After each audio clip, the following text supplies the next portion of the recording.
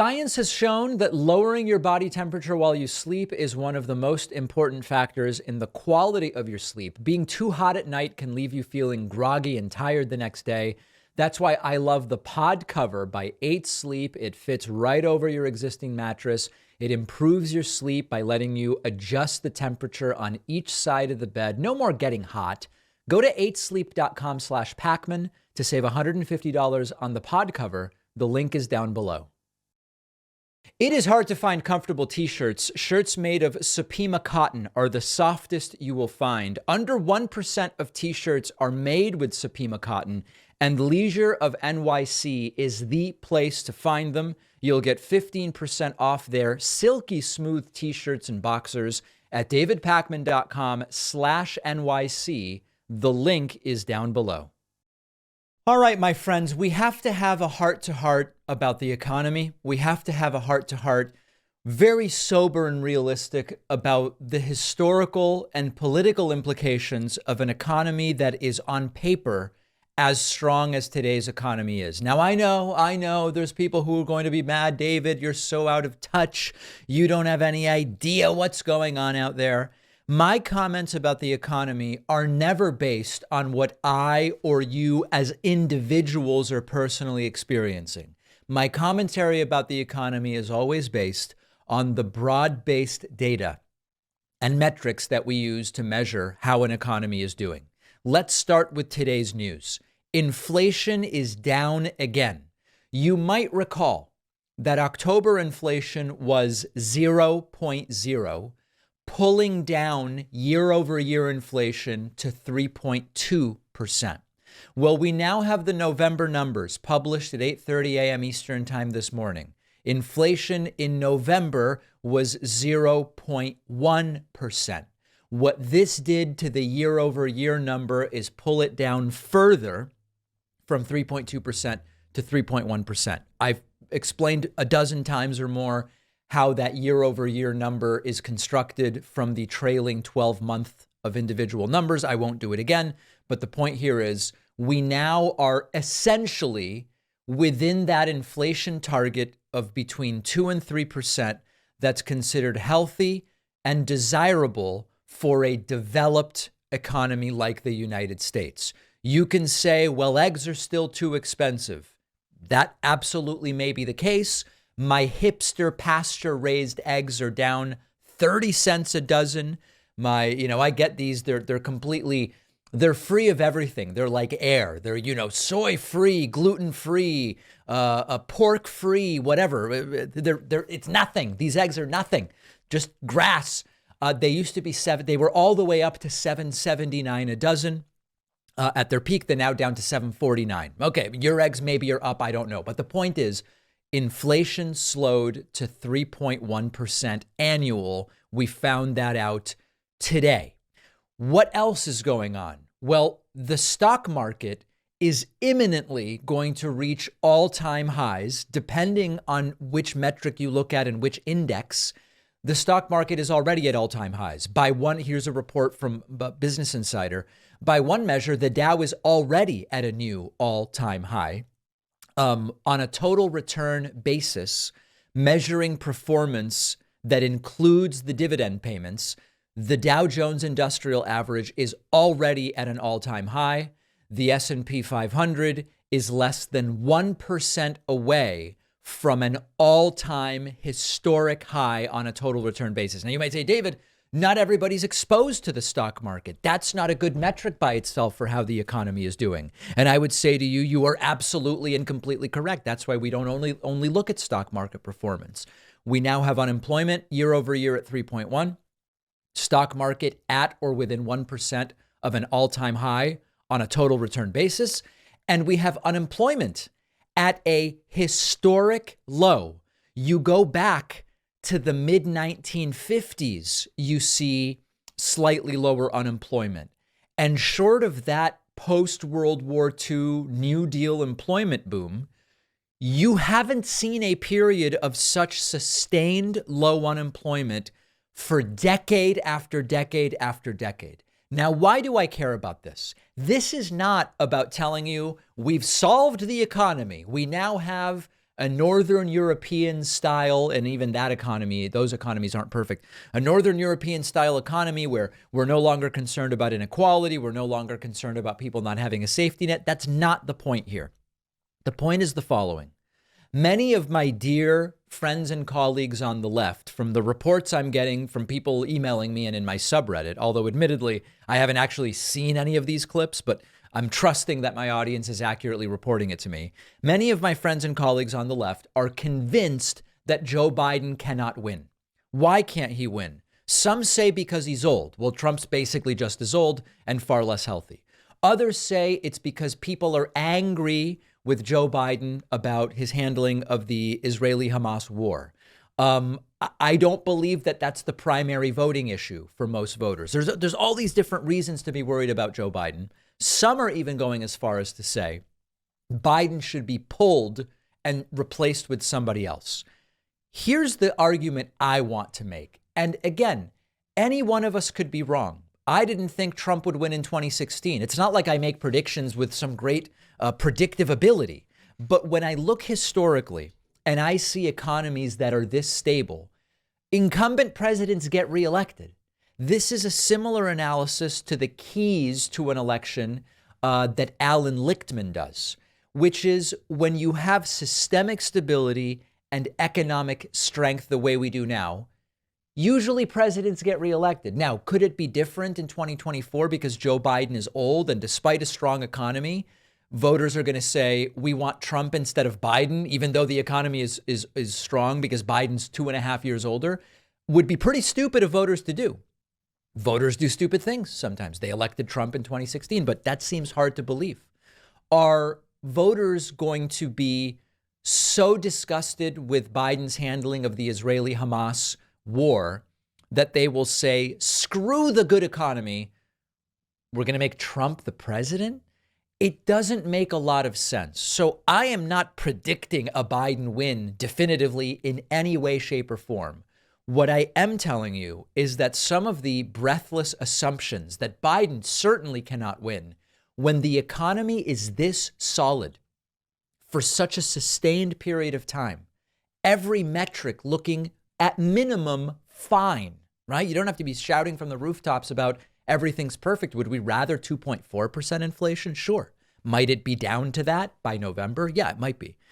You don't have to hang your hat on every single metric, but when the economy generally is doing this well, presidents get reelected. And so the argument you need to make is, what is so bad about Biden that despite a historically strong economy and the fact that presidents get reelected when the economy is this strong, what is so bad about him that he is uniquely destined to lose to the guy he defeated 3 years ago?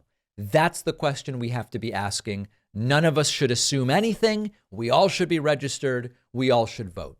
Steve Doocy on Fox News derails a Fox News segment by saying, hey, guys, all this talk about the Biden impeachment, there's no evidence linking Biden to any crime at this point in time. And his fellow Fox hosts don't love it when he brings this up. We've had a number of examples over the last year of Steve Doocy saying, hey, guys, maybe slow your roll just a little bit here, because it kind of seems that they've proven nothing. Sometimes they haven't even proven that there has been a crime committed, never mind that Joe Biden did it. Let's take a look at this.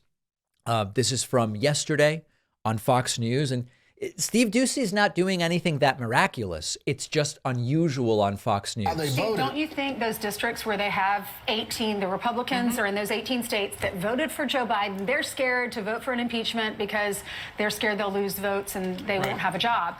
But don't you think if they do this inquiry, which we all are supportive of, and if they find enough evidence, don't you think the voters are smart enough in those districts to say, you know what, we did vote for Biden, but this looks really bad? And absolutely, if they have the stuff. The Republicans at this point don't have, they've got a lot of ledgers and spreadsheets, but they have not connected the dots. They've connected the dots, the Department of Justice did on Hunter, but they have not shown where Joe Biden, did anything illegally.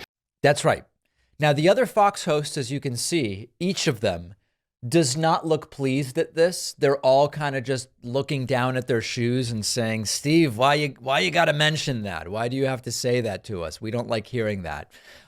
This is absolutely and completely correct.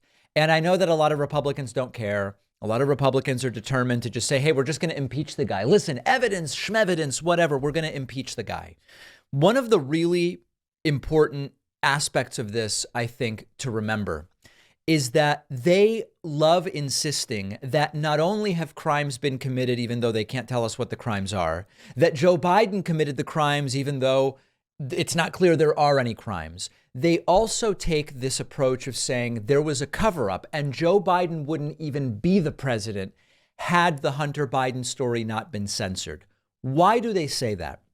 There is a poll that found that a lot of voters said, had I known about the Hunter Biden thing, I would have been less likely to vote for Biden in 2020. And this is their evidence that the cover up of the story that they believe took place is what helped Biden win. What they will never tell you is that the vast majority of those voters who said I would be less likely to have voted for Biden if I had known about Hunter Biden, they already weren't voting for Biden. And so this is a really important thing.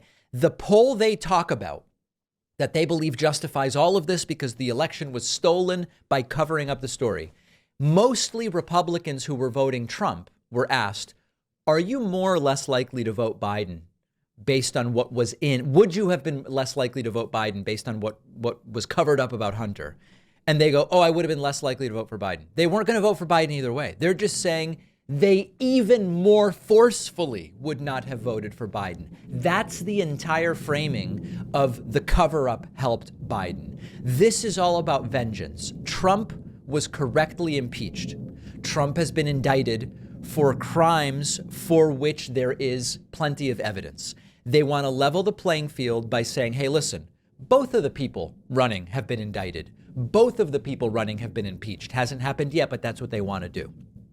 I believe it will be a political mistake that backfires. They appear determined to do it. Eric Swalwell last week told us they seem determined to do it. But I believe that it will backfire. And if even Fox News isn't yet completely on board, that tells you this could go very badly for House Republicans. They seem desperate to do it. I believe it'll be a mistake. Let me know in the comments whether you agree or disagree. It's hot outside. There is nothing I dislike more than being hot when I sleep, waking up sweaty, figuring out how to rig a fan on the top of me, which wastes electricity, is a nightmare. But our sponsor, 8 Sleep, really changed everything for me. 8 Sleep makes this amazing product called the Pod Cover. It goes over your existing mattress like a fitted sheet. It lets you choose your preferred temperature for each side of the bed. It can intelligently adjust the temperature automatically for best sleep based on your sleep cycles and the temperature of the room. Unlike competitors, one device covers the whole bed. 2 different people can choose their own temperature for their particular side, or one person can set both sides to the same temperature. Goes all the way down to 55 degrees, as hot as 110. I find 63 works for me. With the 8 Sleep Pod Cover, I don't wake up hot and sweaty anymore. I've said goodbye to the wasteful eyesore fan next to my bed. Go to 8sleep.com/Pacman to save $150 on the pod cover. The link is down below. Often I have to wear shirts for a long time before the material softens and feels good on my skin. But if you want a t-shirt that's actually super soft right when you open the package brand new, check out our sponsor, Leisure of NYC. T-shirts from Leisure of NYC are made with Supima cotton. That's an ultra premium species of cotton known for feeling better than any other t-shirt fabric and way more durable. Under 1% of men's t-shirts are made with Supima cotton. Also check out the boxer briefs made from moisture-wicking viscose from bamboo, which will bring you a level of comfort you didn't even know was possible with underwear. These boxer briefs feel like air and they don't bunch up. All of their products are fair trade, produced using sustainable methods. When you buy the scratchy, cheaply made t-shirts and boxers, you end up spending more in the long run. But once you do it right, with t-shirts and boxers that feel silky smooth from day one. They will last you for years to come. You'll get 15% off everything in their store at davidpakman.com/NYC. The link is below.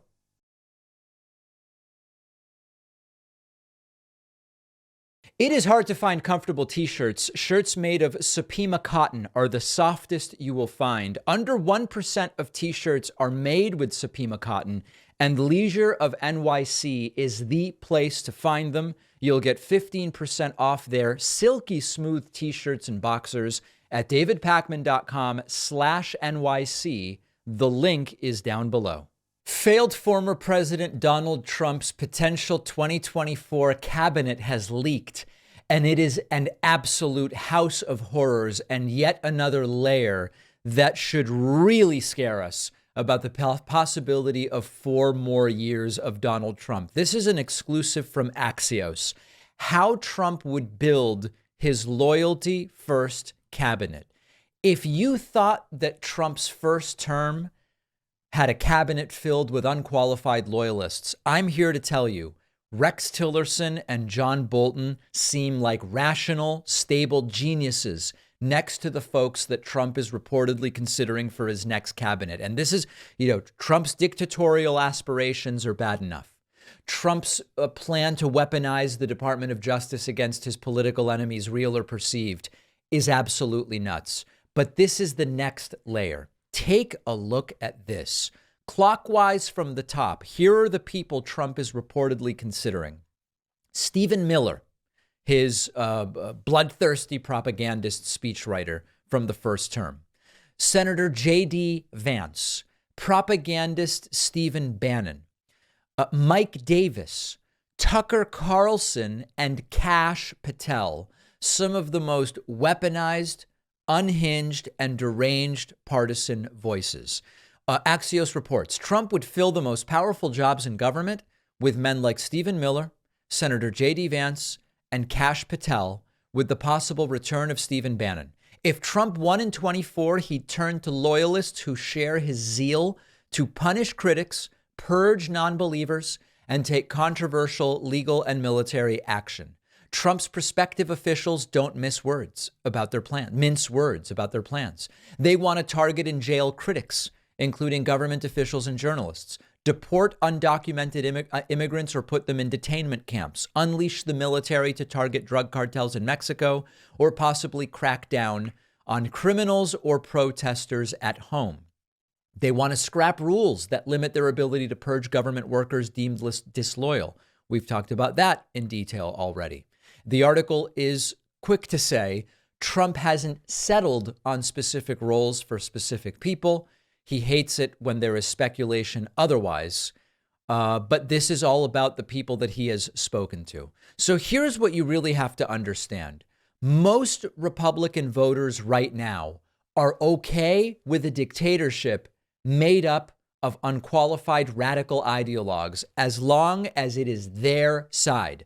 Their dictatorship, a dictatorship that they like. Now, we're later going to go to Trump's wishy-washy stuff about I'll be a dictator on one day, but even that was a joke, but here's a list of what I want to do, and it is pretty damn dictatorial at the end of the day. We're going to get to all that, but this is something that is not getting the attention it deserves. You have sort of like a triumvirate, I guess I would say. There are 3 aspects of this.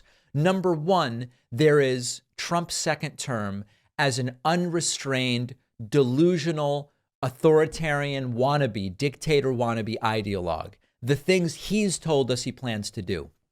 Attacks on media, attacks on his political enemies, legal and otherwise, potential deployment of the military in ways it's not supposed to be deployed. We have the stuff Trump really wants to do himself. That's number 1. Number 2, we have the reality that those who work for Trump in the next term will be totally unrestrained. I know that to many of us, it seemed as though the first term was pretty damn unrestrained, but that was nothing compared to what he is clearly planning for term number 2. And that should really scare us. And then number 3, there is this Project 2025 Agenda 47 type plan, which includes purging lots of career diplomats. I don't know how many people know this, but it's important to understand. In many of the government departments, education, commerce, at the Pentagon, Department of Defense, etc., there are people there who work there, thousands and thousands, tens of thousands of people who, it's not that privately they might not be political in the sense that they vote. They might vote Trump, they might vote Biden, who knows? But these are career government employees who are there regardless of whether the president's a Republican or a Democrat. They're not considered political actors. Their day-to-day decisions are not political in the way that a cabinet secretary would be. Part of Project 2025, part of Agenda 47, these are these plans cooked up by Heritage Foundation and by the people around Trump personally. The idea is we're not just going to put in cabinet members that are going to be unrestrained Trump loyalists. Just the rank and file of these departments. We're going to fire half or more of these career federal government employees, and we are going to put in unrestrained loyalists. We don't even know the full scope of what disastrous damage that might be able to do. So those are the three sides of it. Trump's plans personally, unrestrained cabinet members, and then mass firings of career government employees and replacing them with partisan actors. It's as scary as it sounds. And we're going to continue talking about this because if anybody forgets about it when they think about, should I vote or should I not? Should I write someone in? Should I stay home? I don't know. You need to know what's on the table. You need to know what's at stake. And a lot is at stake. The failed former president is now attacking his own lawyer after a disastrous legal decision has been handed down in one of Trump's many trials. Let me explain to you what is going on here. Newsweek reports Donald Trump hit out at one of his own lawyers over the advice he says he received in the civil sexual assault case brought against him by writer E. Jean Carroll. In May, a New York jury found Trump liable for sexually abusing Carroll. Of course, we've now heard the story so many times, in the Bergdorf Goodman department store in the 90s and then defaming her. Trump continues to deny the claims, was ordered to pay $5 million. Now, you might recall that Trump didn't appear before the New York court in person, despite saying he would probably be there. Now, this is a common thing Trump does. Over the weekend, Trump's lawyer said yesterday, Trump will testify in his New York civil fraud trial. Then Trump said, I'm not going.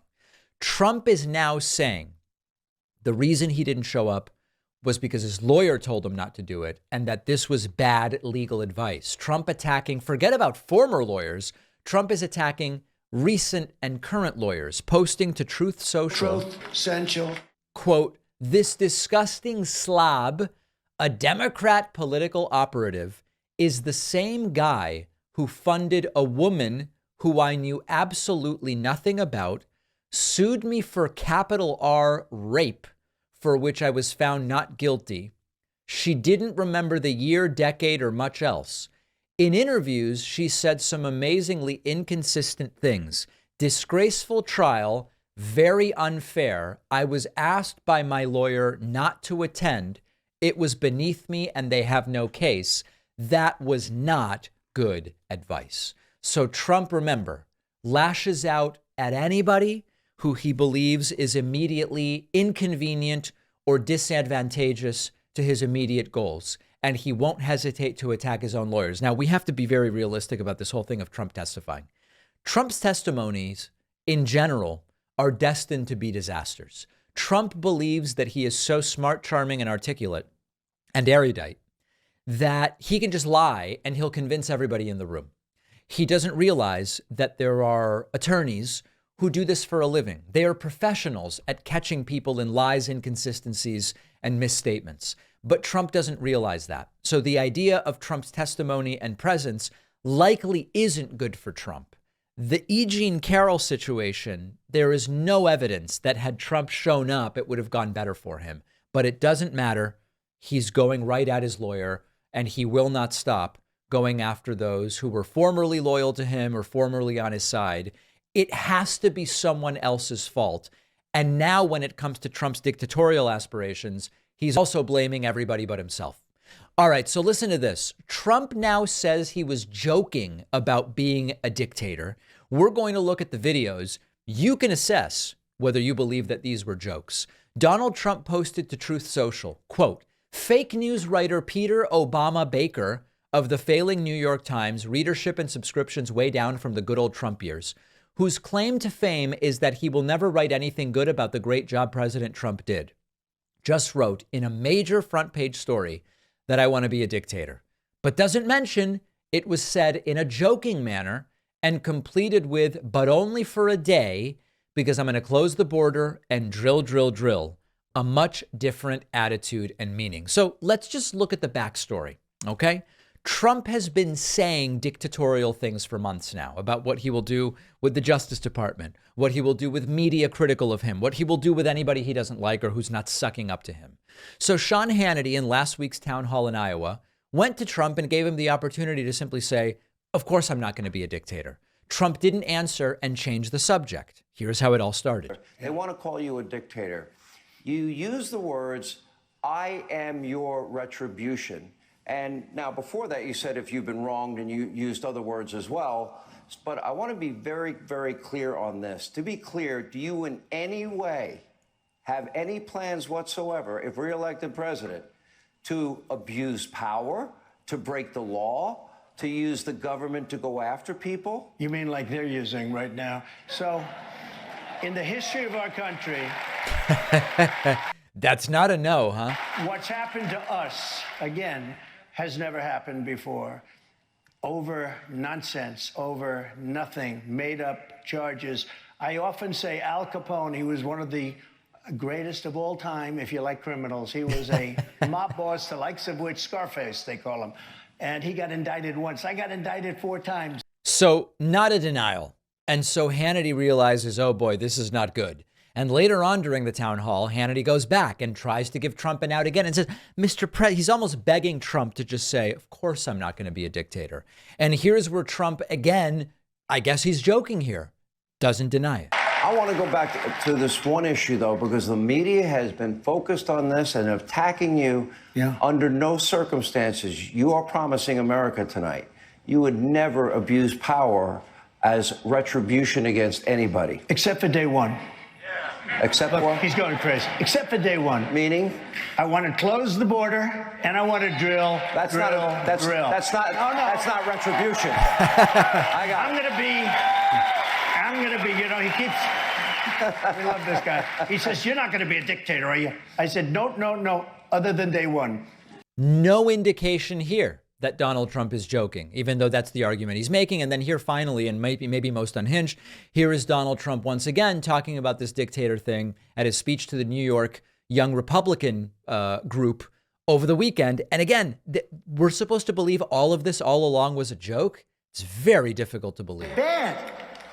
Baker today in the New York Times, he said that I want to be a dictator. He said, I want to be a dictator for one day.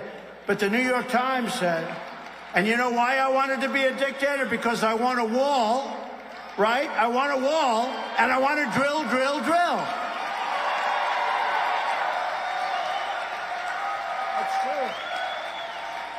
So, tons of jokes, right? I mean, it's so obvious that he's joking here. Even if these are jokes, they're completely inappropriate. But all you have to do is look back at Trump's being enamored with dictators his entire presidency and since it ended, saying he will do dictatorial things, and then not denying that he will try to be a dictator when Hannity asks him about it.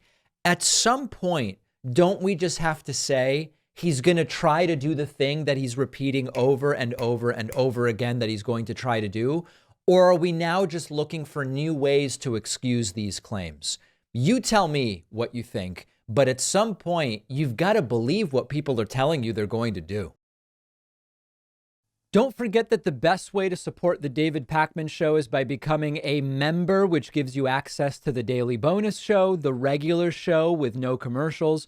You also get access to our entire archive of every episode dating back a really long time, and plenty of other awesome membership perks. Go to joinpakman.com, joinpakman.com. It's great to welcome to the program today Morgan Housel, who is author of the internationally best-selling books, The Psychology of Money and most recently, Same as Ever, A Guide to What Never Changes. Psychology of Money actually on my list of recommended personal finance books at davidpakman.com/finance. Morgan, really great to have you on. I appreciate your time. Thanks so much for having me, David. So maybe to start with, one of the things I've talked with my audience about is there is a lot of money made in the world either by convincing people that something that's really complicated is actually simple, or the opposite, which is convincing people that something that's really simple is actually complicated. And it applies differently in different areas. I think it's the latter when it comes to personal finance. Can you talk a little bit about, as you wrote The Psychology of Money, and then in terms of your motivation for Same as Ever, what are the fundamental principles that you want to communicate to people about the way the world works that are reflected in the books? Yeah, David, so much of what I wrote about in Same as Ever was just my experience as a financial writer and also as a student of history, of looking back at what happened, what people were doing with their money 500 years ago, 100 years ago, and realizing it's the same thing that they're doing today. And so, look, the cast of characters changes, but it's the same movie over and over again. The way that people behave around greed and fear and risk and uncertainty, that never changes. And this is actually really important because in the financial industry, we spend so much of our time and effort trying to predict what's going to happen next. When's the next bear market? Where's the stock market going next? When's the next recession? Our ability to do that is effectively zero. Nobody can do that with any consistency. So my point in Same as Ever was, if we can't predict what's going to change, let's focus all of our time and our effort on what we know is never going to change. The behaviors about how people think about greed, risk, fear, uncertainty that have been with us for hundreds of years, and therefore we know they are going to be part of our future. I would argue that even The Psychology of Money is a book that's about much more than personal finance, but Same as Ever, even more overtly, is about so much more than that. And it could be applied to relationships. It could be applied to technology, certainly to education and business, et cetera. And one of the things that you talk about when you talk about greed and fear, et cetera, is this contrast where on the one hand, as we see technology develop and we see conversations that are taking place on platforms A and B, and then the conversations move to C and D, and what is the future of communication going to look like, or of news, or the spaces in which I operate. The thing that is unlikely to change is that greed will influence how cynical actors will try to take advantage of whatever the communication platforms are, as an example, et cetera. Do you, as you write these ideas and think about them, do you worry that there may at some point be such a paradigm shift that some of these principles will no longer apply? Or what's your basis for being as confident as you seem in the book that these principles will persevere? I think there's definitely cycles and shifts in the extent to which they apply. I'll give you one example that you kind of hinted at. Yeah. The incentives on social media are to be loud, boisterous, controversial, wave your hands. That's the incentives. That's what's going to get you retweets and likes. And that's what's going to get you a bigger following. The incentives like that have always existed for regardless of what the platform was, whether it was in newspapers or radio or television. It's just much more accentuated now because the volume of content and the ease of publishing content is so much greater. So a lot of these things where if you looked at social media, you would say this is a completely new paradigm relative to what existed even 10 or 20 years ago. But I think it's just an accentuation of trends that have always existed. The trend there being the power of incentives. Most people really underestimate the boundaries of their morality and the boundaries of what they are willing and capable of doing given the right incentives. And I think you see that very clear in social media, where you have people who, if you know them in real life, they are calm, articulate, measured people. And on social media, they're maniacs because that is what is incentivized on social media. So that's always existed. It's just much stronger now. It seems that maybe not totally universally, but close to it, a lot of the folks that are in the kind of circles in which you run, so folks like Cal Newport, Tim Ferriss, and others, there's this move towards it's better to spend increasingly less time on social media. And even just in terms of consumption, we're better off with long form books, et cetera. Do you have a personal, what's your personal social media usage at this point? I spend quite a bit of time on Twitter, and not much else. My Twitter and Instagram are the only accounts that I really have. Instagram is like a couple pictures of my kids. I don't have a very big following there. Most of it is Twitter. Now, I would say, too, that for my profession, most of what I do is selling books. And how you sell books is word of mouth. It's not to be a monster on Twitter and wave your arms as hard as you can. It's to write a book that hopefully people, after they buy it, will recommend it to their friends. So because of what I'm doing, which is very different than, to use an extreme example, somebody like Mr. Beast, who is just on YouTube, just putting out videos, that's his platform. Whereas books, it's like the book itself is the marketing tool. So it's different. So I do spend quite a bit of time there. I've always had, well, not always, but for the last 10 years or so, I've had this idea that I want to read fewer blogs and more books. And I want to read more history and fewer forecasts. That's where I lean. So I definitely feel like I gain a lot of more intelligence and wisdom, and I become more informed when I'm reading a history book versus a blog post about a forecast. Now, it's not to say that there's not a lot of great content on blogs, but what social media and blogs incentivize is quick volume. Whereas what books incentivize is slow thoughtfulness. And so that's the game that I want to play. So I lean towards that in my content consumption. Yeah, I agree completely. And to my own detriment, given the space I'm in, I mean, I'm upfront with my audience that if you think about like that old food pyramid and just apply it to like a information consumption pyramid, I think myself really as the kind of triangle at the top that you want to really limit and say, this is really almost more entertainment, and hopefully I'm giving people some useful ideas and things to think about. But that base really needs to be critical thinking, philosophy, and epistemology. You would build on that with history and economics and sort of principles based. And then there's probably even a couple more intermediate things that I would look at, news reports before you go to commentary. And it sounds more or less like your principle is similar to that. Yeah, I mean, I can't remember one newspaper article or blog post that I read in 2013 that stuck with me, changed my life. I could rattle off a number of books that I read around that time that will stick with me forever. And I can tell you what they were about, the examples in them, how they influenced my thinking. And I think that's the perfect litmus test, is like, what are you going to remember? A really good filter when you're reading is asking yourself, will I still care about this in 1 year or 10 years or 20 years? And definitely in books, a lot of times the answer is no. There's a lot of bad books or books that are not meant for you. But you're much more likely to have a higher hit rate of saying yes in a book than in some sort of online content. Now, I write a lot of online content myself. I'm not against it whatsoever. But just in terms of the slow thoughtfulness that is required in a book, it's going to lean much towards something that you are going to remember in the future. And part of it seems in the same way that with personal finance, you think about what's my right asset allocation based on where am I in life and my risk tolerance, et cetera. You might say, based on my values, I probably spend 10 minutes a day catching up on online articles, but try to have an hour for reading of books. And it's sort of a similar idea to me, which is I'm setting myself up based on what are my values and how valuable do I think these different types of content are. I think it's similar to an asset allocation in a sense. Yeah, I think that's right. And what is the equivalent of TikTok in asset allocation? It's like day trading penny stocks. And what is the equivalent of an old time-tested history book? That's like an index fund kind of thing.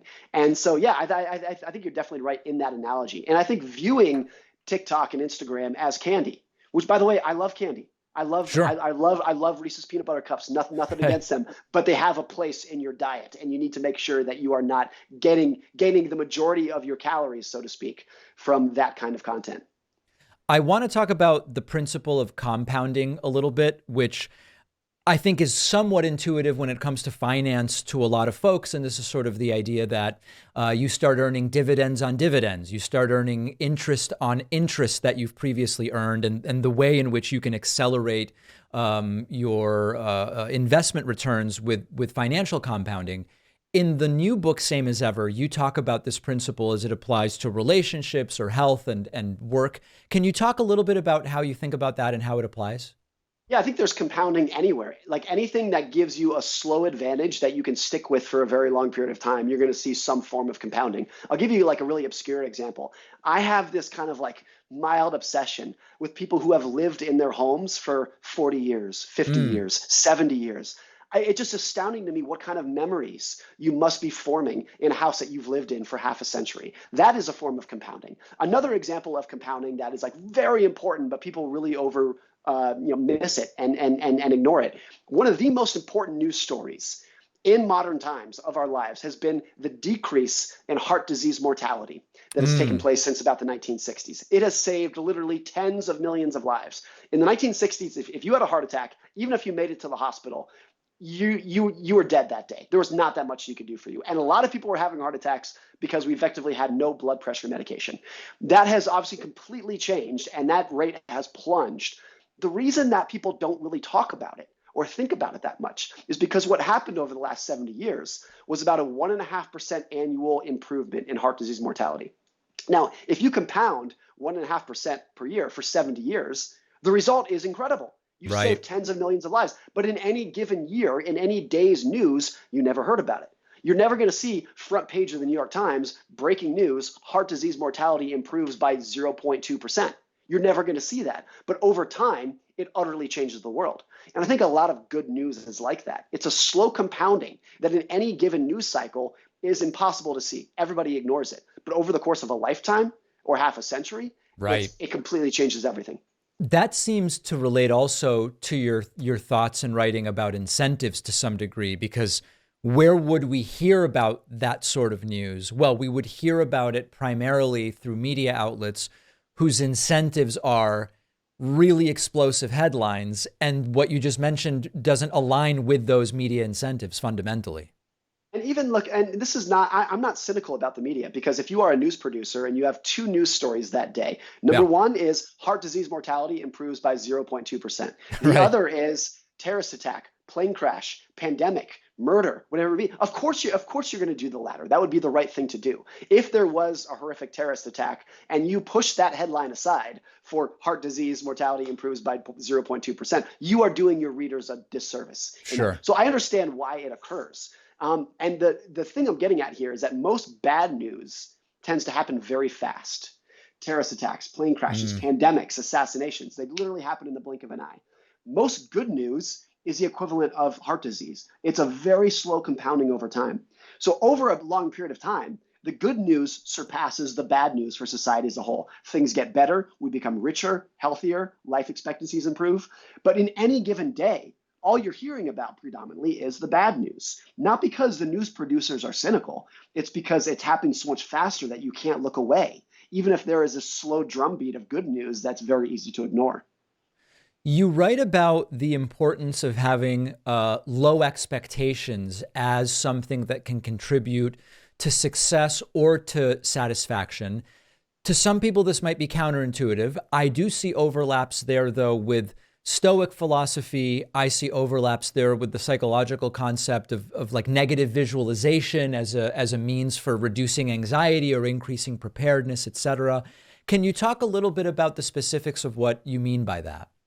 I think it's a tragedy to think about a world in which almost everything gets better and no one appreciates it because they expected all of it. That's a pretty tragic world. And I think that is actually a very common world. John D. Rockefeller was the richest man in human history. He was worth almost $500 billion adjusted for inflation. Right. He never had Advil, penicillin, sunscreen. He didn't have electricity for most of his adult life. He never had all of these things that you and I don't even think about, that would have been considered magic to him, that you and I can benefit from every day. Now, what's important is that you and I do not wake up thankful for Advil. We just accepted it, that's a thing that we are entitled to in this world because we've come to expect it. That's just an example of something that is like a massive improvement in your life, but then your expectations rise by the same amount and you don't get any benefit from it. You're not actually thankful for it. It's always been like this, and I think it always will be. It's not something that we can particularly change. And you can imagine a world in which our grandkids are earning twice as much money as us, living longer than us, living in a safer world than us, with better technology, go on down the list, and they're not any happier for it.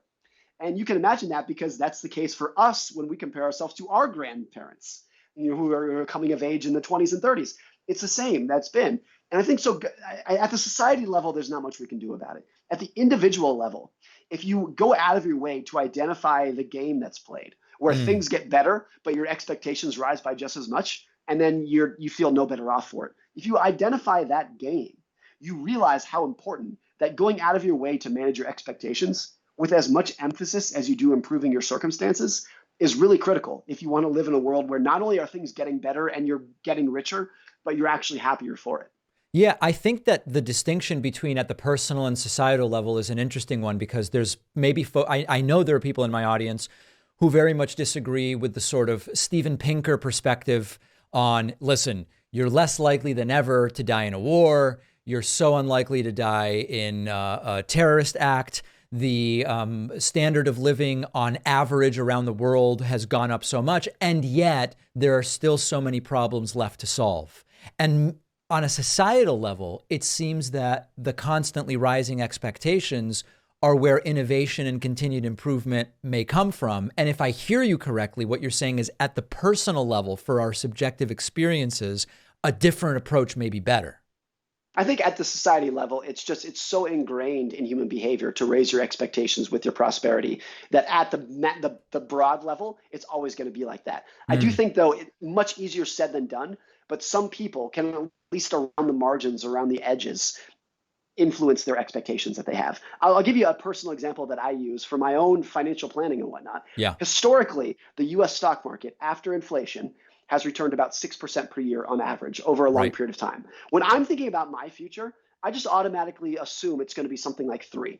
Now, maybe it's going to be 6, maybe it'll be 8, maybe it'll be 2, whatever. But if I automatically assume it's 6, but I'm expecting, or if historically it's 6, but I'm expecting 3, I'm just going out of my way in an arbitrary way to manage my expectations. If it's 6, that's a cherry on top. But the danger would be you assume it's 6 and it ends up as 3.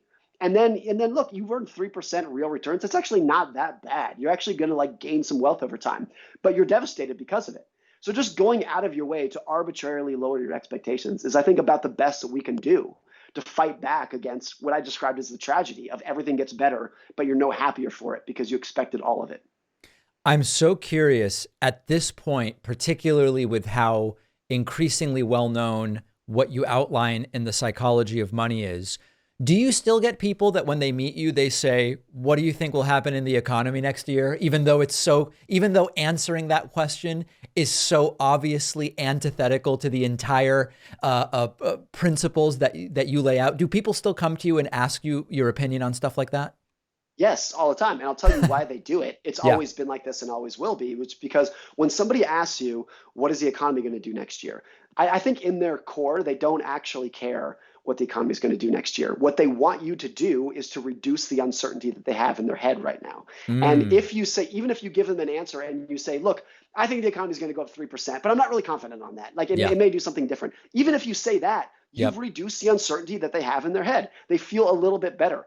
Uncertainty is a really unpleasant feeling, particularly when the stakes are high, like for your health or the economy or like your job prospects. It's really uncomfortable to say to yourself, I have no idea what's going to happen. And even the slightest bit of nudging you in one direction reduces that. So that's why even for people who don't believe in forecasts, of whom I am one, whenever I'm reading the Wall Street Journal and I see some sort of forecast, you can actually feel in real time, you're like, ooh, that's actually really pleasant to read that. It's reducing a little bit of uncertainty that I have. The new book is Same as Ever, A Guide to What Never Changes. We've been speaking with Morgan Housel, who is also the author of The Psychology of Money. Morgan, I really appreciate your time and insights today. Congratulations on the book. Thanks so much, David. Appreciate it. If you value what we do at The David Pakman Show, remember to support us on Patreon. Go to patreon.com/David Pakman Show, where you can get access to behind-the-scenes videos, the daily bonus show, the commercial-free daily show. You can support the show for as little as $2 a month. Check it out at patreon.com/David Pakman Show.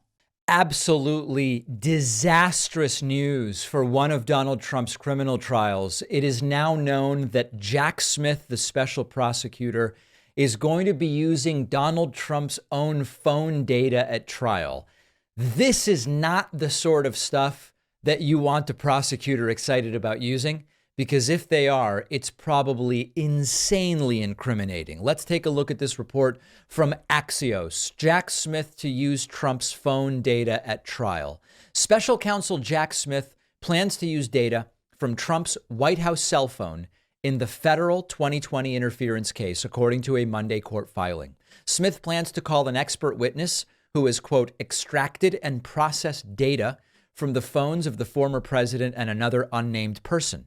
The witness could determine the usages of the phones during the post-2020 election period, including on or around January 6th.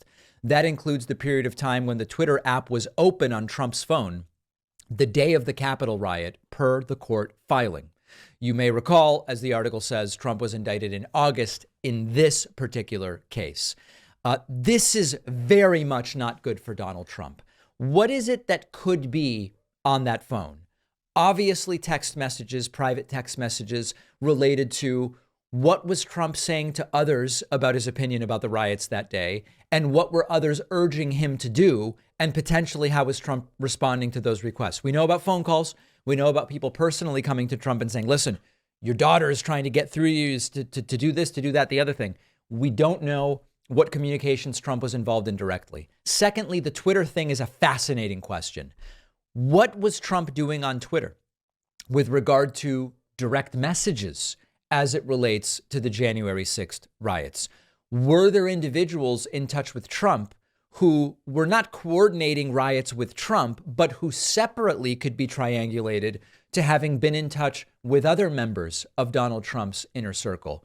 If you are a defendant, this is rarely the sort of thing that signals you're going to have an easy time when prosecutors are now saying, we will be bringing forward this information.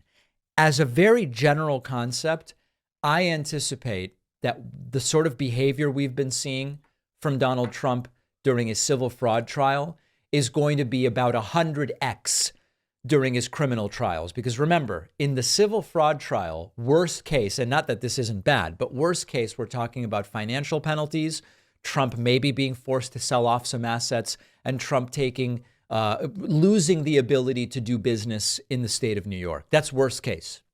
It's pretty bad, but that's worst case. When it comes to the 4 criminal trials, we're talking about a situation where Trump potentially goes to prison for life. And so as unhinged as he has been every single day that he goes to that civil fraud trial, I imagine and expect that it will be endlessly worse with the criminal trials. And the latest news that Trump's cell phone data is going to be presented, very much not what you want to hear if you're a criminal defendant. We've been talking about the handful of Republicans who aren't people we love. They're not people I'm going around saying, if only we could get Mitt Romney to be president. But we recognize that we now have 2 very different calibers of Republicans out there. I am going to play a clip of Mitt Romney for you here from over the weekend on Meet the Press. Mitt Romney was asked about the Biden impeachment inquiry, and he's saying something which is so simple. You can't get simpler than this, but it's surprising to hear from 2023 Republicans. Romney says, if we're going to do this impeachment thing with Biden, I would like there to be evidence that he did something worthy of impeachment. How dare he ask for evidence before going forward with an impeachment inquiry? And by the way, asked whether he has seen any such evidence, he says, no, I have not. This gets you called disloyal in MAGA land. But all he's saying is what every single one of these elected officials should be saying. Listen to this. As you know, House Republicans have signaled that they may vote as early as this week on an impeachment inquiry into President Biden, despite the fact that they haven't shown yet a direct link between Hunter Biden's business dealings and President Biden. Have you seen any evidence that President Biden has committed high crimes and misdemeanors? No. Oh boy. I don't see any evidence of that at all. I think before you begin an impeachment inquiry, you ought to have some evidence, some inclination. Can you imagine? He's demanding they have evidence? What a loser rhino. That there's been wrongdoing, and so far there's nothing of that nature that's been provided. So are you opposed to the impeachment inquiry? Well, if I were in the House, I'd vote against it, unless they were able to bring forward evidence that suggests that there were a high crime or misdemeanor that had been committed. But so far, that hasn't been the case. Look. Fortunately, for most people, we're not responsible for the misdeeds of our kids and grandkids and great-grandkids. Nothing in my family I'm embarrassed about. But President Biden's son, Hunter, is obviously been a very unsavory person and has had some extremely damaging personal foibles, including a drug habit and so forth. That's not President Biden, and we're not going to impeach someone because of the sins of their kids. There was a time when this wasn't controversial. There was a time where it would be, hey, you know what? We disagree about abortion. We disagree about taxes. We disagree about foreign intervention. We disagree about what the educational system should look like. We disagree about how healthcare should be organized. We disagree about immigration. Okay, but we're not going to impeach a president absent any evidence because of allegations related to something their child is accused of doing with no connection whatsoever to the president. We're just not going to do it. That is the way it used to be at a certain point in time. This view now from Mitt Romney is so rare that we hear it and we go, wow, that's refreshing. It's refreshing that he's saying, don't impeach a president unless we have evidence. Don't impeach a president for what their son is accused of doing, given that there's no connection whatsoever to President Joe Biden. The reason this is so surprising, the reason this stands out is because it is so rare at this point in time. It's considered controversial for a Republican to say this. It's considered disloyal in the MAGA wing of the Republican Party for someone like Mitt Romney to say, I just call me crazy. I don't think we should start an impeachment inquiry unless we actually have evidence that Joe Biden did something wrong. And there are lots of Republicans who are playing coy with this by saying, we don't have the evidence because they've covered it up. We need the power of the impeachment inquiry to force them to give us the evidence. That's the latest way that they are spinning this thing. Good for Romney. I don't agree with him on just about any policy issue, but good for him. Easy for him to do it. He's retiring. He's at the end of his political career. But so many in the Republican Party right now lack the testicular and ovarian fortitude to just say simple, uncontroversial things like this. There are some in my audience who think this should be the Hunter Biden 24/7 show, or I'm somehow being biased. We have a voicemail number. That number is 219-2-DAVID-P. And here is a caller who says, I'm a total POS. He's furious.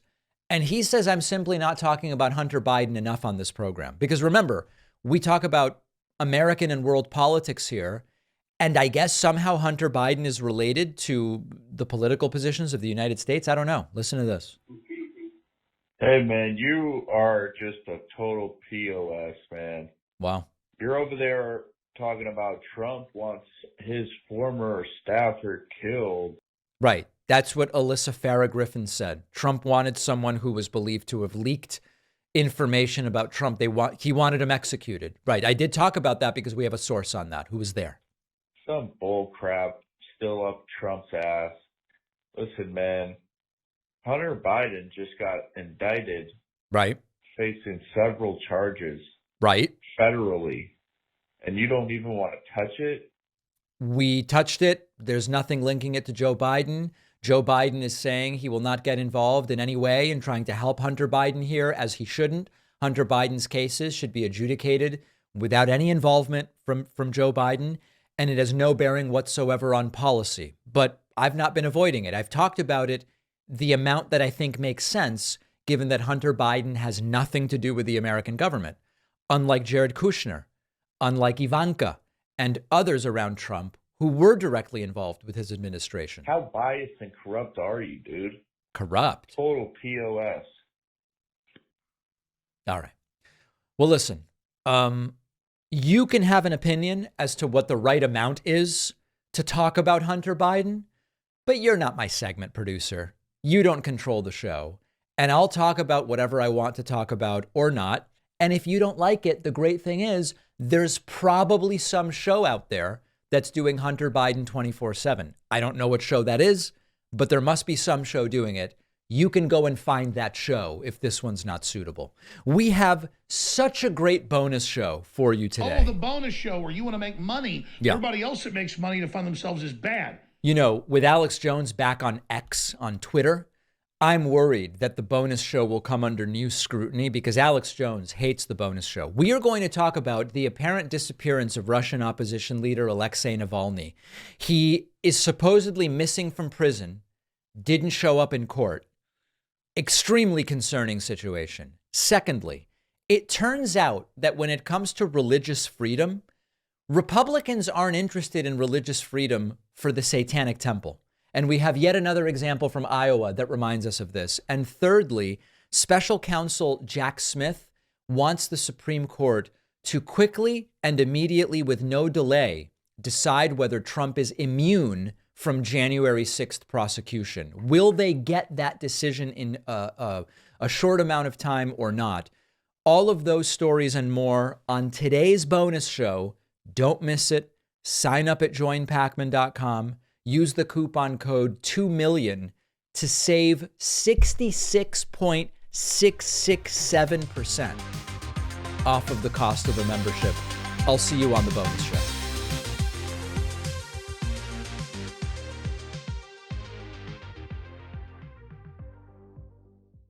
Thanks a lot for watching today's show. I just want to take a second to tell you about today's sponsors. Science has shown that lowering your body temperature while you sleep is one of the most important factors in the quality of your sleep. Being too hot at night can leave you feeling groggy and tired the next day. That's why I love the Pod Cover by 8 Sleep. It fits right over your existing mattress. It improves your sleep by letting you adjust the temperature on each side of the bed. No more getting hot. Go to 8sleep.com/Pacman to save $150 on the Pod Cover. The link is down below. It is hard to find comfortable t-shirts. Shirts made of Supima cotton are the softest you will find. Under 1% of t-shirts are made with Supima cotton, and Leisure of NYC is the place to find them. You'll get 15% off their silky smooth t-shirts and boxers at davidpacman.com/NYC. The link is down below.